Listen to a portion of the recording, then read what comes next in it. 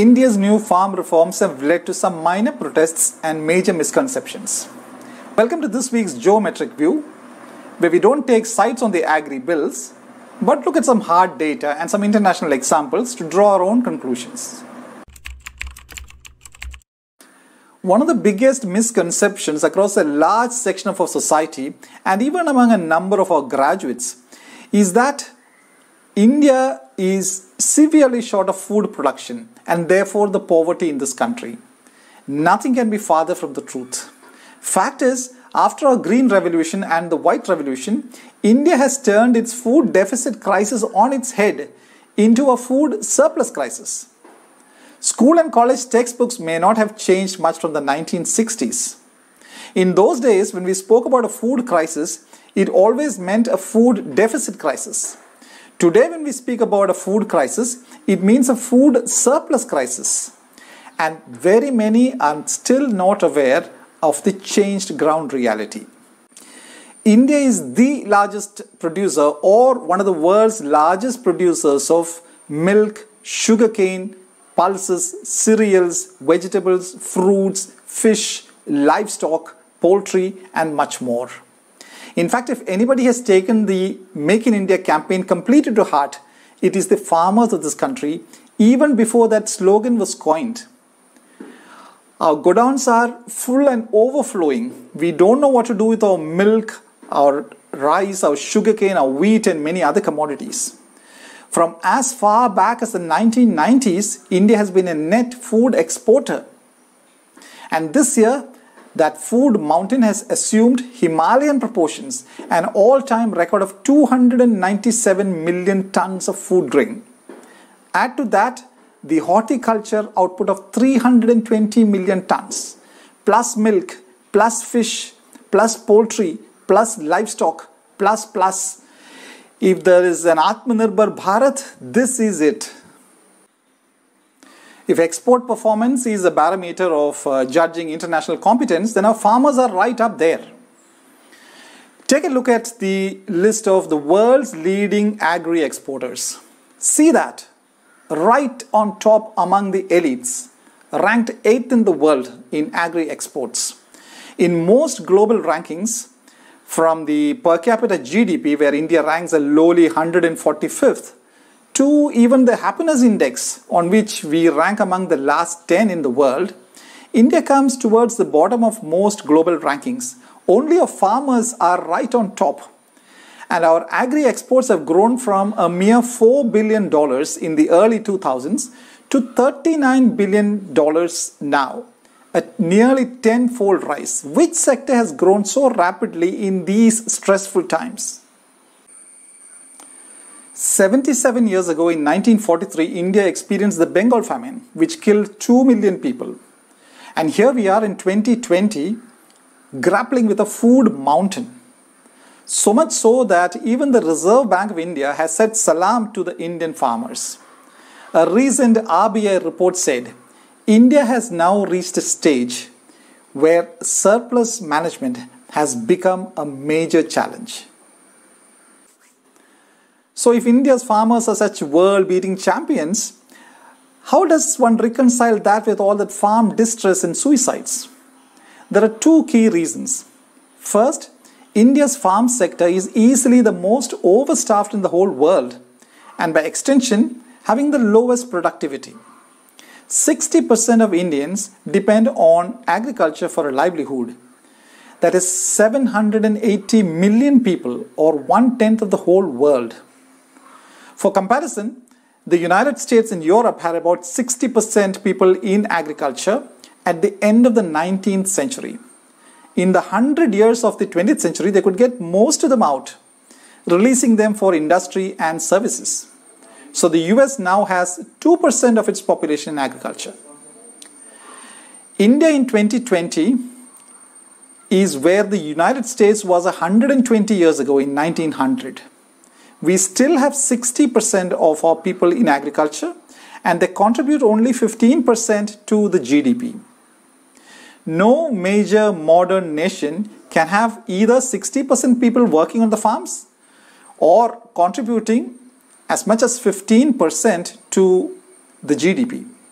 For comparison, China has 7% of its GDP coming from agriculture, and given China's large $14 trillion economy, even that adds up to about half of India's entire GDP. Second, the issue of post-independence governments wanting to always keep food prices as low as possible. Food security has been the watchword for successive Soviet-thinking, socialist-minded Indian governments for decades. So the farmers of Bharat have been reduced to laboring on their fields to produce cheap food for Indians, meaning the urban residents. So whenever potato or onion prices rise, the government intervenes and brings down the prices, and Bharat loses out every time. But when prices fall, there is no such intervention, and farmers are forced to throw their onions and brinjals and tomatoes on the roads and pour their milk in the gutters. So when onion prices shot up recently, the same NDA government that says it's going to free farmers from the control regime immediately imposed an export ban on onions because it has to keep urban Indians happy. And so the farmers of Bharat lost out on an export opportunity and getting good prices. Also note that the government is extremely vague even when it says it's freeing farmers from the control regime. The very day after the bills were passed, the Prime Minister himself said that the mandis or the markets would stay and the MSP or the minimum support price regime would also remain. Even more shocking is India's refusal to let its farmers use the latest technology or even seeds. Our leaders are all the time talking about going high-tech, but see what's happening on the ground. Jeevan Saini, a marginal farmer in Haryana, a few years ago planted BT brinjal in his plot. His entire crop was uprooted because he didn't have the permission to plant that particular variety. And who has to give permission? The GEAC, or the Genetic Engineering Approval Committee, formed in 2009. The GEAC met some 35 times between 2011 and 2020, but has yet not decided whether to permit growing of BT brinjal or BT mustard. Are you aware that there is a civil disobedience movement going on in Maharashtra over the last 3 years, with farmers openly defying the law and planting HT-GM cotton or herbicide-tolerant genetically modified cotton and BT brinjal? The farmers say that the regulator is sitting on the clearance of these varieties, but the farmers can't wait. The farmers say that India allows high-tech in military, in space research, in industry, but not in agriculture. And down south in Kerala, a group of farmers are going from pillar to post, pillar the communists and post the Congress, pleading with every MLA to please permit them, literally begging them to let the farmers plant some fruit trees on their plantations. And this in the 21st century. Make no mistake, India's agriculture sector is the biggest victim of the license permit Raj system. Every step of its operation, from land to seed to fertilizer to pesticide to cropping to transporting to processing to pricing to exports, is regulated.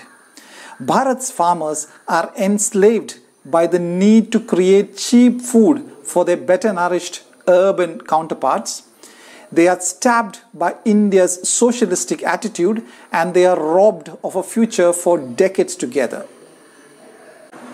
1991 is seen as the year that India's industry escaped regulatory clutches to a large extent.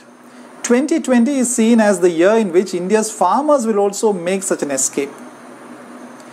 And as Bharat's farmers escape the regulatory clutches, many are asking the question, won't they be trapped by corporates and hoarders? Hoarding? Are you joking? The government of India has been the biggest hoarder around for decades, perhaps in the whole world.